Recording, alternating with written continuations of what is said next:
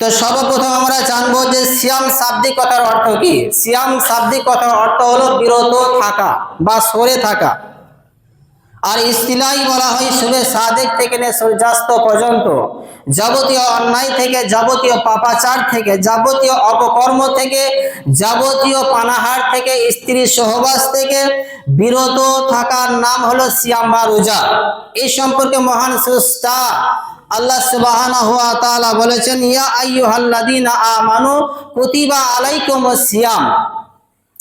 ইয়া আইয়ুহাল্লাযীনা আমানু, হে ঈমানদারগণ, হে বিশ্বাস স্থাপনকারীগণ, তোমরা যারা আমাকে এক বলে স্বীকার করেছো, বিশ্বাস করেছো, আমার প্রতি ঈমান আনয়ন করেছো, কুতিবা আলাইকুমুস সিয়াম, আমি তোমাদের উপরে মাহে রমজান মাসে সিয়ামকে ফরজ করেছি। যা ইতিপূর্বে আমি ফরজ করেছিলাম ঠিক সেইভাবে আমি তোমাদের উপরে এই মাহে রমজানের মাসে সিয়ামকে ফরজ করেছি।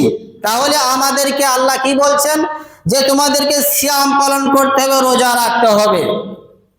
তো আমরা যে সিয়াম পালন করব বা করছি, এর ফজিলত, এর পুরস্কার কি রয়েছে, চলুন একটা একটা করে আমি হাদিসগুলো বলছি। আপনারা হয়তো অনেকবারই শুনেছেন, তবু আমি আরেকবার শুধু স্মরণ করিয়ে দিচ্ছি যে ফজিলত কি কি রয়েছে, কি কি পুরস্কার রয়েছে।